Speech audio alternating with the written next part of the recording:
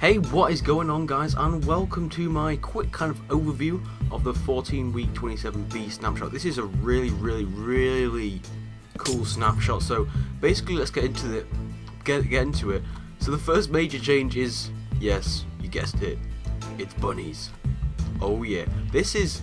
I didn't know they were actually introducing this, but it's actually. I actually think this is going to be quite cool. So this is a new mob, obviously. And you may be asking what they drop, so I've got a quick chest here showing you what they drop. They also introduced some new features into the game, so there's also some other things I want to talk about. But basically, they drop raw rabbit, which you can cook and eat, obviously. We've got rabbit hide, which I'll get onto in a sec, and the rabbit foot, which can be used to brew a jump boost potion. You obviously made that a jump boost too, and you can make it a splash potion, so that's really cool. So if I just drink this, let's go ahead and drink it up. You see that I can jump much higher than normal, so it just gives you a jump boost effect, much similar to a beacon, so that's pretty cool. And that's obviously kind of an obvious thing that they would do with rabbits in the game. And also you can use 4 rabbit hides in a crafting bench like so to create 1 leather. So these could be a good way to farm leather. That'd be an awesome thing, because these don't just drop. They basically drop raw rabbit, which will provide you with a food source. Rabbit hide, which is obviously going to provide you with leather, very similar to cows, so food source on leather, although these aren't as efficient as cows, obviously, because you have to have 4. But they also drop rabbit feet, which are much rarer, so they're like gas tiers, basically. You don't get loads. And also they do have a chance of dropping carrots and golden carrots, I do believe, if I'm not mistaken. So let's just kill a bunch here. I know it's really merciless. There's no sounds introduced yet, I don't think, so I don't feel too bad. But yeah, as you can see, they're not dropping any carrots because it's quite a rare kind of thing. We've just got rabbit hide and raw rabbits, obviously. Yes. Use my jump boost there.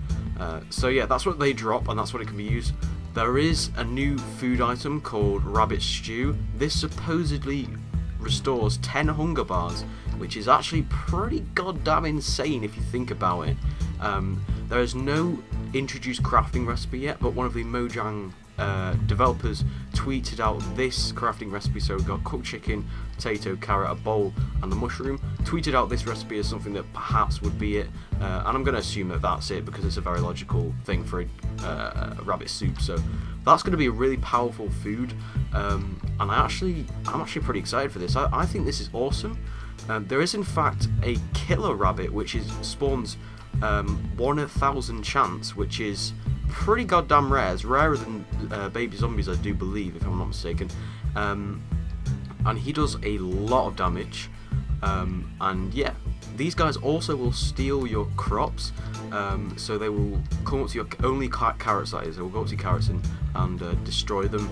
So yeah, that's something to watch out with. Apparently these spawn in a lot of biomes, so forest, plains, but they're a lot rarer than other mobs. So yeah, and they do have babies, but in this snapshot in particular, there is no breeding implemented yet. So yeah, that's that. You also may be noticing some sheep here, so if I just start killing these guys, yep, you're seeing it there. Sheep's now drop food, which is something I think that should have been implemented in the game quite a while ago, so that's mutton.